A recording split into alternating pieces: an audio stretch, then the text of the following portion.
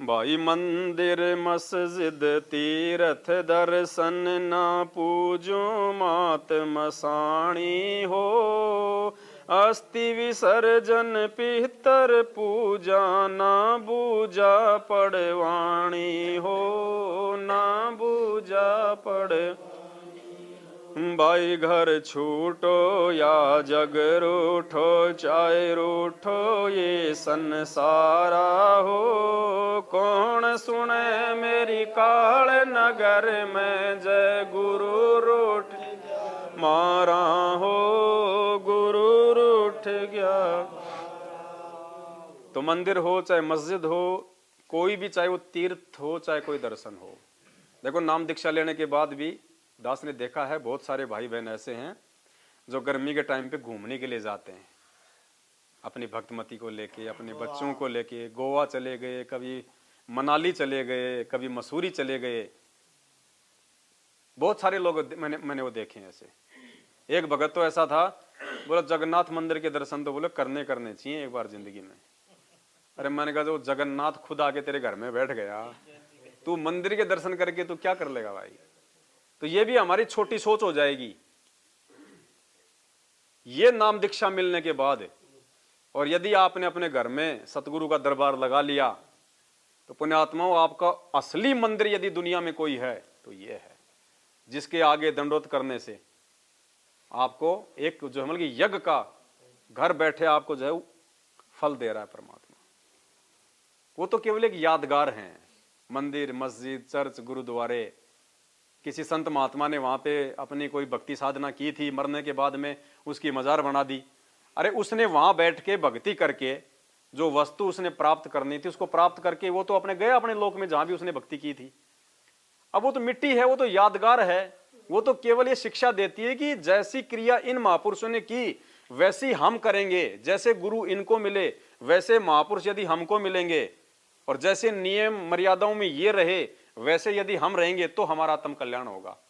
उसकी मजार को पूजने से, उस मंदिर में धोख खाने से, परमात्मा ने बताया कि आगे चल के उन यादगारों को अच्छी तरीके से कोई नुकसान ना पहुंचा दे, उनको संभालने के लिए वहां पे मेहनत आने पे वहां पे एक दो जो है कोई व्यक्ति छोड़ दिए गए, जिनको मतलब पुजारी कह दो या जिनको मौलवी कह दो। फिर धीरे धीरे परंपरा पड़ गई, कोई आया वहां पे बातचीत की, बैठ के धोख धाक लगाई, और उसको अपने भाग्य से उसको कोई फायदा हो गया। उसने 5 लोगों को जाके बता दिया, और मैं तो उस बाबा के गया था, उस मंदिर में गया था, और मैं तो वहां पे धोख मार के आया था और मेरा तो ये काम हो गया। तो दुनिया तो है ही भेड़ चाल में, 4 और आ जाएंगे अगली बार। अब धीरे धीरे क्या करेंगे, फिर उसको मेहनताना देने लग जाएंगे। उसको कोई 1 रुपया चढ़ाएगा, कोई 1.25 रुपया चढ़ाएगा, उस पुजारी को भी जो है आनंद आने लग जाएगा।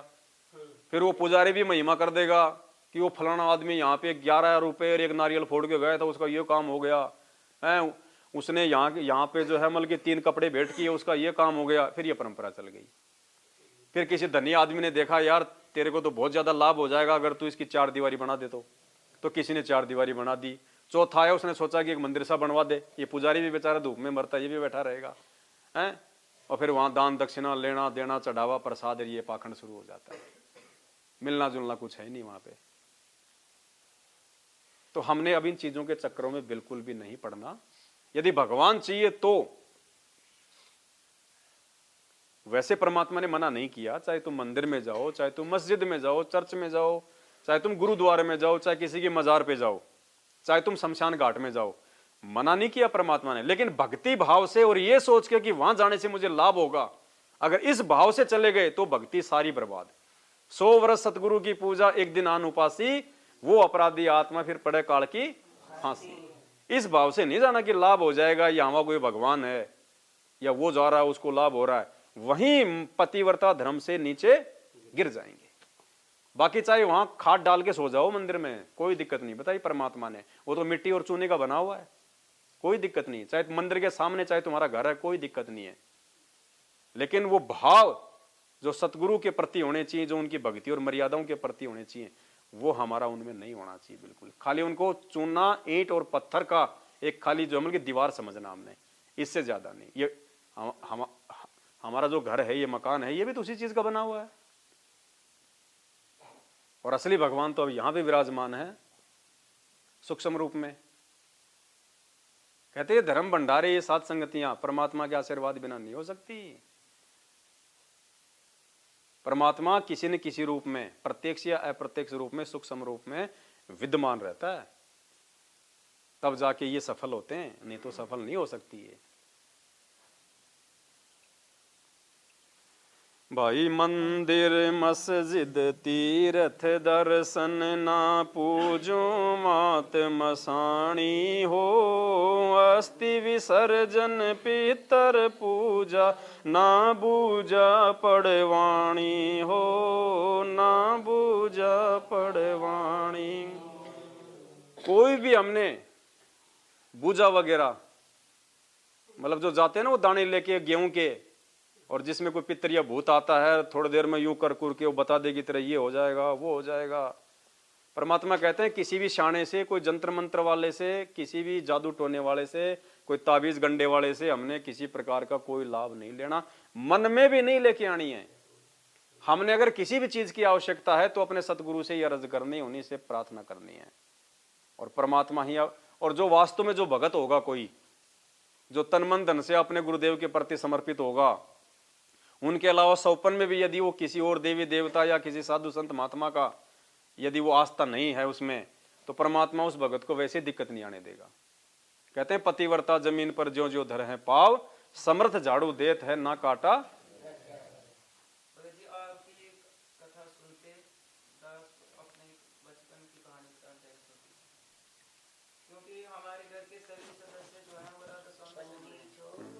थोड़ा भगत जी आप यहाँ आ जाओ तो, क्योंकि माइक इधर है ना।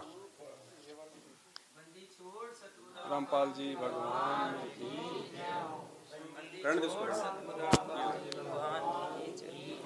बंदी छोड़ सतगुरु रामपाल जी भगवान की जय हो। तो दास का सारा परिवार राधा स्वामी से जुड़ा हुआ है, तो धार्मिक तो है ही, अब नकली असली कुछ भी है, धार्मिक तो है ही। तो दास को एक कथा सुनाई थी कि जैसे शिव और पार्वती हैं, तो इनके दो बेटे हैं, एक गणेश जी हैं और एक और हैं कोई जो भी हैं, कार्तिकेय। तो दोनों को बोला गया कि जाओ आप तीर्थ धाम घूम के आओ।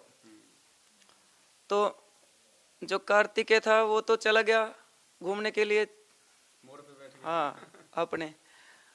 गणेश जी को कहा कि जाओ भाई आप भी जो है तीर्थ घूम के आओ। तो गणेश जी ने क्या किया कि अपने माता और पिता यानी दोनों के समक्ष एक चक्कर लगा के पूरा, और उनके चरणों में बोल दिया कि भाई तुम ही मेरे चारों धाम तीर्थ, यानी तुम ही मेरे सब कुछ हो। तो वही बात है भाई, ये हमारे गुरुजी, यही हमारे हाथ देखने वाले, यही पूजा पढ़ाने वाले, यही हमारे मात मसानी को नसाने वाले जो भी हैं, सर्व लाभ हमें इन्हीं से होंगे।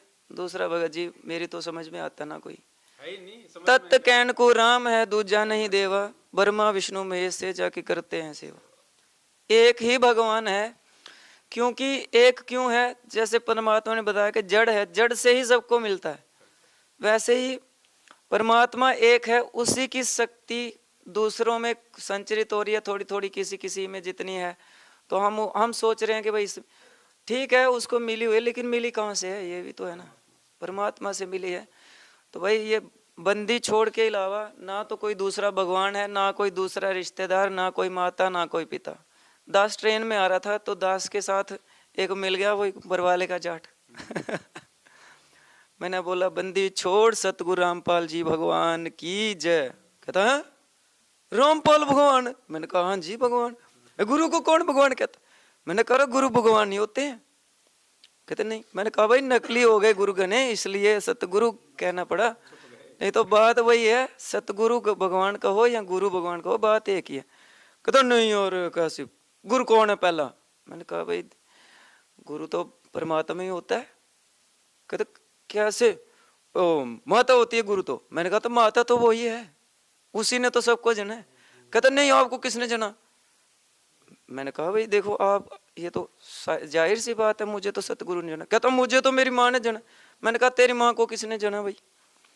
कहता वो तो, मैंने कहा आगे ना बात वहीं पे इतने में एक और आ गया उसका भाई दो तीन इकट्ठे हो गए। तो वो बताने लगा देखो जी 3 साल में तो शिष्य मतलब बड़ी मुश्किल से हैं, थोड़ा बहुत होता है, फिर 5 साल में वो थोड़ा बहुत काम चलाने लायक हो जाता है। मैं धन सतगुरु के गया था, वहाँ मैंने चेलों को नाम देते पाए। मैंने कहा चल ठीक है बता ले भाई। फिर मैंने उसको देखा कि ये बोले ही जा रहा है, बोले ही जा रहा है, मेरी तो सुनता कोई ना। मैंने 2 जोड़े हाथ, मैंने कहा भाई साहब आपने जो बोला वो सही बोला। 5 साल में बिल्कुल थोड़ा बहुत चेले को पता चलता है कि मैं कुछ हूँ। आपकी सही बात है, आपकी सारी बातें सही हैं, लेकिन आप में एक कमी है, आप दूसरों की बात सुन नहीं सकते। बस यही कमी है आप में। बाकी भगत जी मेरा हो रहा आरती का समय, ये दौड़े जो हाथ, मैं ऊपर बैठ के आरती करने लग गया। इतने में उसने क्या किया भगत जी, बीड़ी निकाली, फिर दे मारी बीड़ी। मैंने बैग उठाया, मैंने कहा मैंने कौन सा इधर रिजर्व करा लिया। मैंने बैग उठाया, मैं दूसरी तरफ जाके बैठ गया। अपने आराम से आरती की और साथ संगति में आ गई। बंदी छोड़ सतगुरु रामपाल जी भगवान की जय। बंदी छोड़ सतगुरु रामपाल जी भगवान की। बंदी छोड़ सतगुरु रामपाल जी भगवान की। ये बात भी ठीक है कि भाई माता पिता होते हैं वो प्रथम गुरु होते हैं, क्योंकि ये झूठ नहीं है। क्योंकि हमें गुरु की भक्ति के लायक पालन पोषण करके सांसारिक दृष्टि से हमारे को मतलब शिक्षा दिलवा के अक्षर ज्ञान की, उस गुरु की भक्ति के लायक हमारे को माता पिता ही बनाते हैं। इस दृष्टिकोण से माता पिता को जो है वो प्रथम गुरु कहा गया है। दूसरा गुरु बताया है मतलब कि टीचर को, अध्यापक को। क्योंकि अगर वो परमात्मा उस अध्यापक के माध्यम से यदि हमारे को अक्षर ज्ञान नहीं करवाएगा, तो जब वो सतगुरु हमें शास्त्र पढ़ाएगा तो हमारी कैसे समझ में आएगा। इसलिए जो है दूसरा जो टीचर है उसको जो मतलब कि शिक्षक को बताया गया है। और तीसरे नंबर पे जो है इसको आध्यात्मिक गुरु को लिया गया है। अब ठीक है, परमात्मा तो सबको प्रसन्न करते हैं, लेकिन जो ज्ञानी होगा फिर उसको समझ में आ जाएगा कि अगर ठीक है माता पिता ने हमारे को जन्म दे दिया, पाल दिया, पोस दिया, टीचर ने हमारे को अक्षर ज्ञान करा दिया, और उसके बाद अगर ये तीसरा गुरु आध्यात्मिक गुरु अगर नहीं मिलता और यदि हमारा ये जन्म मरण नहीं छूटता, तो माता पिता का जन्म देना भी व्यर्थ हो गया, टीचर का अक्षर ज्ञान करवाना भी व्यर्थ हो गया। ना जाने असंख्य जन्म हमारे को टीचर मिल गए, किसी ने BA कराया, किसी ने MA कराया, किसी ने डॉक्टर बनाया, किसी ने इंजीनियर बनाया। असंख्य हमारे को माता पिता मिल गए। माता पिता मिल जाएंगे, लख 84 माएँ, सतगुरु की सेवा और भक्ति फेर मिलन की। तो उस आध्यात्मिक टीचर के बिना माता पिता भी फेल हैं और वो शिक्षक भी फेल है। इसलिए आध्यात्मिक दृष्टि से प्रथम दर्जा जो है मतलब सतगुरु का है, और सांसारिक दृष्टि से माता पिता का और उसका टीचर का है। वो भी अपनी जगह ठीक है, लेकिन अब इतनी जल्दी उनको कहां से समझ में आएगी, जब 20-20 साल से हमारे खुद के भगत भाइयों को समझ में नहीं आ रही। आज भी वो शोभा यात्रा निकालते हैं, बताओ, जिनका कोई लेना देना नहीं है। आज गरीबदास जी महाराज जी की शोभा यात्रा निकल रही है। खैर हम ज्यादा नहीं करेंगे, क्योंकि हमें परमात्मा ने जब जेल से भेजा तो परमात्मा ने यही एक मतलब वो प्रेरणा करके भेजी है कि बेटा उन्होंने जो करना वो करेंगे। जो मेरे समझाने से नहीं समझे, तुम्हारे समझाने से क्या समझेंगे, लेकिन जो समझ गए उनके साथ बैठ के अपनी आगे की यात्रा करो, परमात्मा की अपनी महिमा करो, अपनी भक्ति भाव में रहो। समय आने पे जिसने जैसा बोया है वो अपना काटेगा। हमने जो कहना था उनको बहुत कह लिया, 27 साल से भगवान ने कह लिया, 7 साल से हमने हजारों वीडियो बना दिए। जिसने समझना होगा देख लेगा, समझ लेगा। लेकिन जो लोग समझ चुके हैं, साथ संगत वाले भाई बहन, अब हमने आगे की यात्रा चलनी है, हमारा आगे का लेवल शुरू होगा।